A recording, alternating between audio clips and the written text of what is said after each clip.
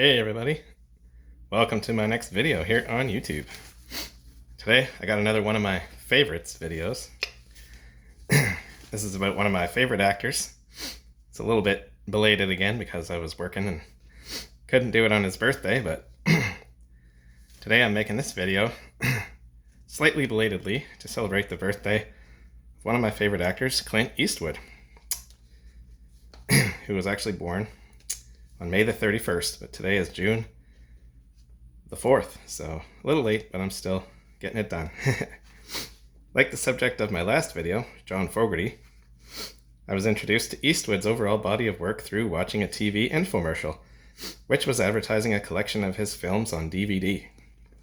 Unlike Fogerty, I didn't immediately ask my parents to buy me the Eastwood collection, though I did eventually buy myself a similar collection. By a quick perusal down the list of his 73 actor credits on the Internet Movie Database, I figured that I have 14 of his movies in my collection, ranging from Lady Godiva of Coventry from 1955, in which he had an uncredited role as Alfred the Fletcher, to 2012's Trouble with the Curve, in which he played Gus, a veteran baseball scout who goes on one last trip before he loses his eyesight and reconnects with his daughter, played by Amy Adams. I think I got that movie as much because Adams was in it as Eastwood. And I didn't even know Eastwood was in Lady Godiva until I looked the movie up on IMDb in preparation for watching it. Maureen O'Hara was the reason I got Lady Godiva. By my count, I have seen 35 of those 73 items of Eastwood's on IMDb. Many years ago, when I saw that infomercial, the one particular clip that stuck with me ever since was from what became my favorite of all Eastwood movies, The Outlaw Josie Wales from 1976. And I do have a DVD of that movie right here. There it is. It's a bilingual one, I guess. It's got the French title down there too. There's the back. Outlaw Josie Wales. In that movie, his character, Josie Wales, Eastwood's character, says, quote, "Dying ain't much of a living, boy," to a bounty hunter who had said to Wales, "A man's got to do something for a living these days." Wales gives him a chance to ride away, but he comes back into the saloon. He says, quote, "I had to come back." Wales says, "I know," then outdraws and shoots the bounty hunter, who falls through the swinging doors into the dust outside. Some of the other memorable lines from Eastwood movies that I have seen are, "With all due respect, sir, you're beginning to bore the hell out of me," as Sergeant Thomas Highway in Heartbreak Ridge from 1986. "Sometimes the dead can be more useful than the living," as the man with no name in A Fistful of Dollars from 1964. "God is not on our side because he hates idiots," as the man with no name in The Good, the Bad, and the Ugly from 1966. "Everybody wants results, but nobody wants to do what they have to do to get them done," as Harry Callahan in Dirty Harry from 1971. "There's always the possibility that some asshole will be offended, isn't there?" as Frank Morris in Escape from Alcatraz from 1979. "When you hang a man, you better look at him," as Jed Cooper in Hang 'em High from 1968. "It's what people know about themselves inside that makes them afraid," as the stranger in High Plains Drifter from 1973. "A good man always knows his limitations," as Harry Callahan in Magnum Force from 1973. "When a man's got money in his pocket, he begins to appreciate peace," as Joe in A Fistful of Dollars. "Thought I was having trouble with my adding. It's all right now," as Manco in For a Few Dollars More from 1965. "Well, he should have armed himself if he's going to decorate his saloon with my friend," as William Money in Unforgiven from 1992. "If your friends stay out in the damp, they're liable to catch a cold or a bullet," as Blondie in The Good, the Bad, and the Ugly. "The old dreams were good dreams. They didn't work out, but I'm glad I had 'em," as Robert Kincaid in The Bridges of Madison County from 1995. Ever notice how you come across somebody once in a while you shouldn't have fucked with, That's me, as Walt Kowalski in Gran Torino from 2008. Are you going to pull those pistols or whistle Dixie? As Josie Wales in The Outlaw Josie Wales, when several men on horseback show up armed and ready to kill him, instead of coming out guns blazing, Wales calmly saunters up to the men on horseback and almost taunts them with a sarcastic comment. He has set the men up to be ambushed by his family. Get 3 coffins ready. My mistake, 4 coffins. As Joe in A Fistful of Dollars. You see, in this world, there were 2 kinds of people, my friend. Those with loaded guns and those who dig, as Blondie in The Good, the Bad, and the Ugly. Go ahead, make my day, as Harry Callahan in Sudden Impact from 1983. Early in the film, Callahan is eating at a diner that happens to be the target of a robbery. Callahan, without hesitation, confronts the robbers who think they can take him, but Eastwood gives them a chilling challenge and delivers one of his most famous one-liners. And you've got to ask yourself one question. Do I feel lucky? Well, do ya, punk? As Harry Callahan in Dirty Harry. After killing several of the assailants in the bank robbery near the diner where he is eating a sandwich, Callahan calmly walks over to the first man he fired at, who is badly injured and eyeing his shotgun. Eastwood casually asks the man one of the most iconic movie quotes. The confidence and poise in his tone reveal how Callahan operates with a zero-tolerance policy for those who break the law.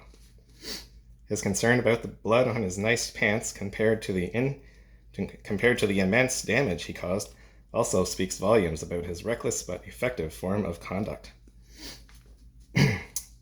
So Clinton Eastwood Jr., that's his full name, born on May 31st, 1930. So he is now 96 years old.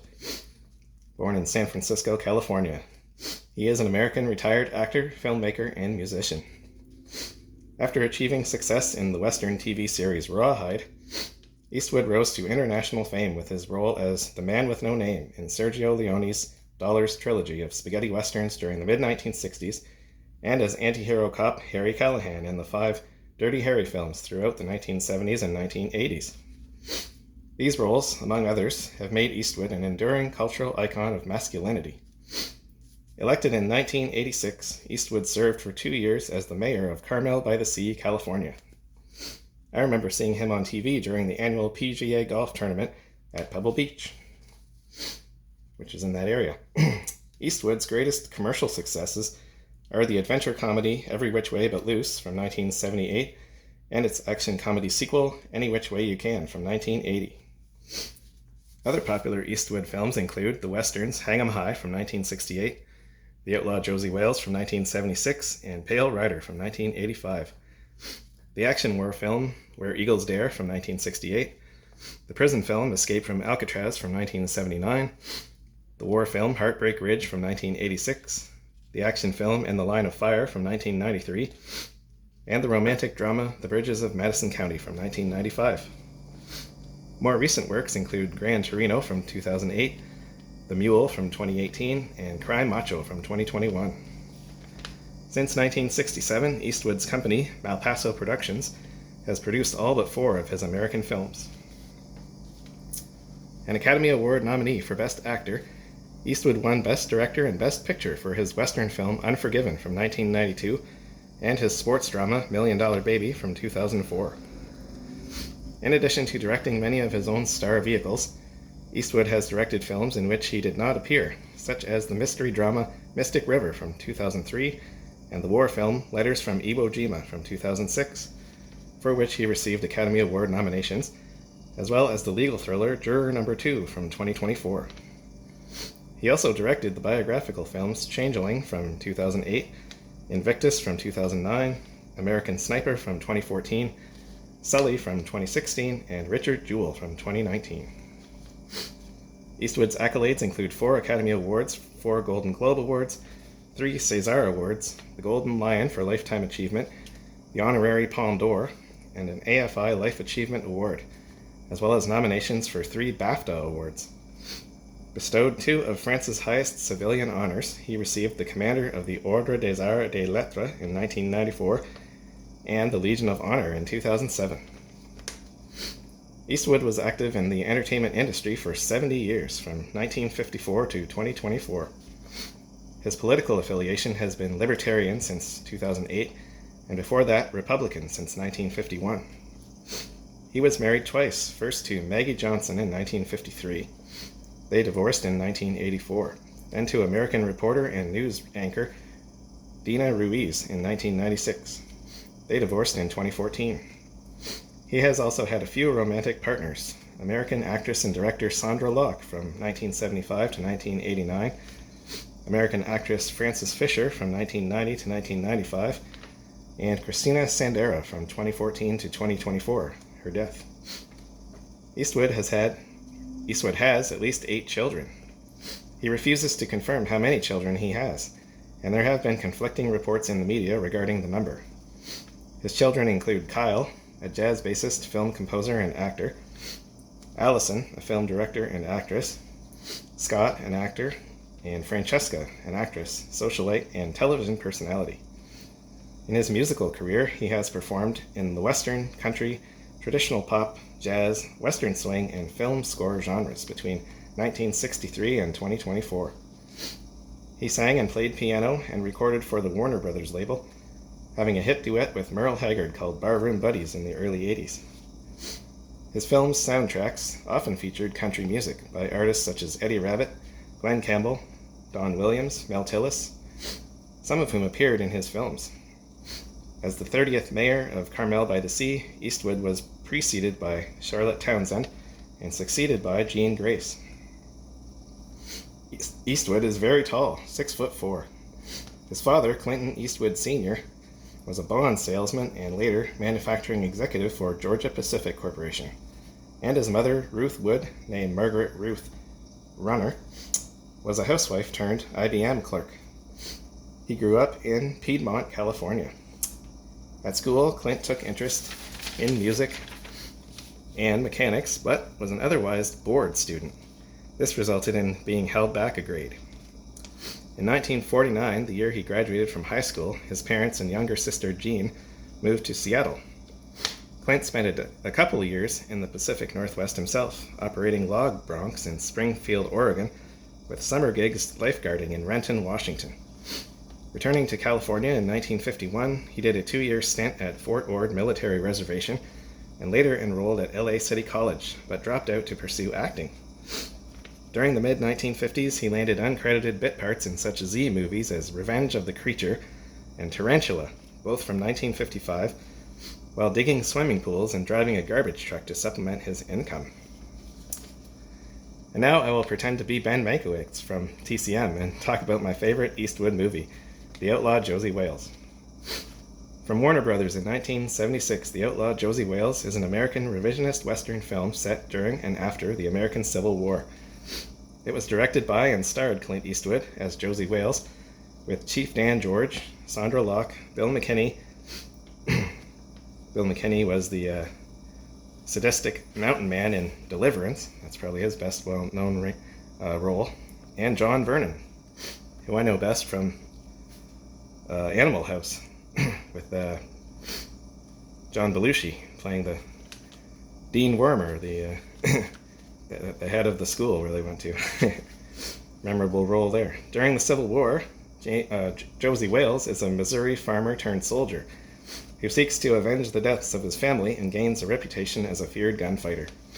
At the end of the war, his comrades are slaughtered in an act of treachery, and Wales becomes an outlaw, pursued by bounty hunters and soldiers. The film was adapted by Sonia Chernus and Philip Kaufman from author Asa Earl Forrest Carter's 1972 novel, The Rebel Outlaw, Josie Wales, republished as shown in the movie's opening credits as Gone to Texas. The film was a commercial success, earning $31.8 million against a $3.7 million budget.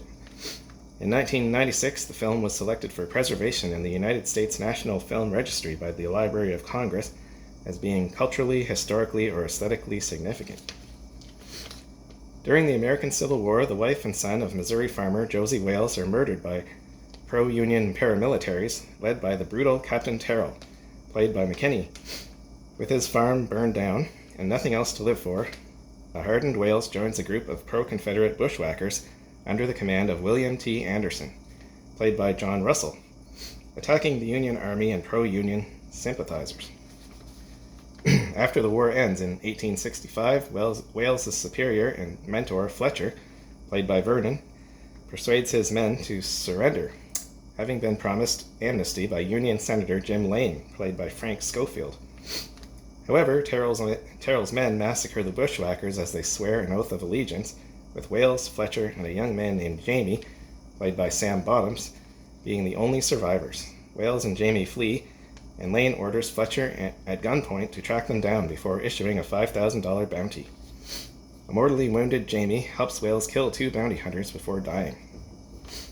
Wales flees to Texas and becomes friends with a Cherokee veteran named Lone Wadey, played by George, who informs Wales that Confederate General Joseph O. Shelby is fleeing to Mexico and suggests they do likewise.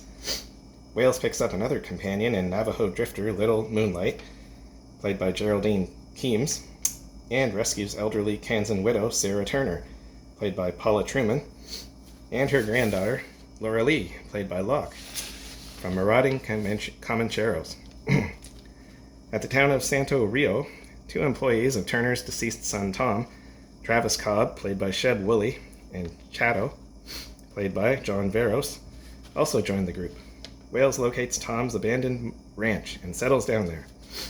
Discovering that Travis and Chato have been kidnapped by Comanche chief Ten Bears, played by Will Sampson, he rides into the chief's camp and negotiates the return of the 2 men. An impressed Ten Bears becomes blood brothers with Wales. A bounty hunter who previously survived a gunfight with Wales, played by Tom Roy Lowe, leads Terrell and his men to Santo Rio. The following morning, Terrell orders an attack on the ranch, only to be repelled by Wales' companions in a bloody shootout. Wounded and out of ammunition, Wales chases Terrell back to Santo Rio and goads him into drawing his saber before grabbing the blade's hilt and running it through him. Returning to the town saloon, Wales discovers its patrons telling Fletcher, accompanied by 2 Texas Rangers, played by Clay Tanner and Bob Hoy, that an outlaw named Josie Wales was recently killed in Monterey by 5 gunmen. The Rangers accept the story and leave, while Fletcher pretends not to recognize Wales and tells him he will go to Mexico himself to look for Wales and tell him the war is over. Wales responds by stating, "I reckon so. I guess we all died a little in that damned war." He then rides off back to the ranch. Well, guys, that's going to be the end of it for today. Hope you all enjoyed this little look at Clint Eastwood, one of my favorite actors of all time.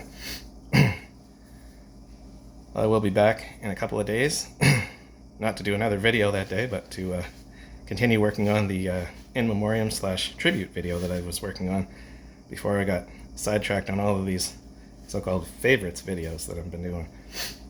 So we'll get back to that one, and hopefully sometime in the next couple of weeks I'll have that one ready to go. So, thanks for watching and listening.